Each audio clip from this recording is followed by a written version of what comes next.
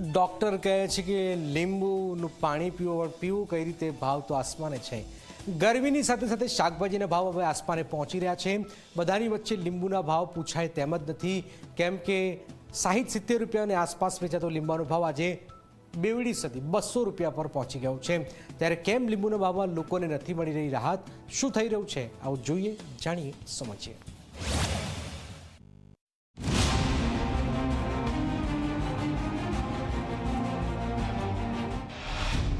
લીંબુના ભાવથી તોબા તોબા। લીંબુના ભાવ પહોંચ્યા આસમાને। માવઠાએ લીંબુનો પાક બગાડ્યો। પાક બગડતા હજુ વધશે ભાવ। ઉનાળાની શરૂઆતે જ લીંબુના ભાવ આસમાને પહોંચી ગયા છે।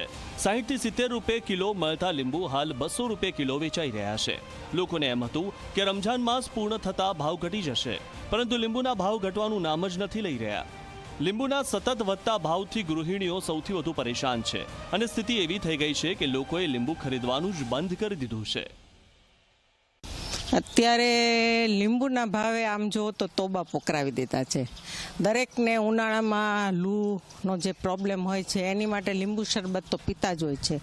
સાથે સાથે દાળમાં નાખવું પણ લીંબુ જરૂરી છે, અને સાંજે કોઈ પણ લાઇટ વસ્તુ બનાવો તો એમાં તમે ગળાશ ખટાશ નાખો એટલે એના માટે લીંબુ ખૂબ જ જરૂરી હોય છે। પણ લીંબુના ભાવ આજે રિટેલમાં 200-250 થઈ ગયા છે, એટલે સામાન્ય વર્ગને તો લીંબુના ભાવના હિસાબે લીંબુ વાપરવામાં ઘણી બધી તકલીફ થતી હોય છે। અને આજકાલ આ ઉનાળાની લૂને હિસાબે ઝાડા ઉલટીના કેસ પણ ઘણા બધા હોય, એમાં પણ લીંબુની ખૂબ જરૂરિયાત હોય છે। તો ભાવના હિસાબે ગૃહિણીનું બજેટને અસર તો 100% પડે છે। એક તરફ ઉનાળામાં લીંબુનો ભાવ વધ્યો તો બીજી તરફ ઉનાળામાં થયેલા માવઠાના કારણે સૌરાષ્ટ્રમાં લીંબુનો પાક પણ બગડ્યો છે।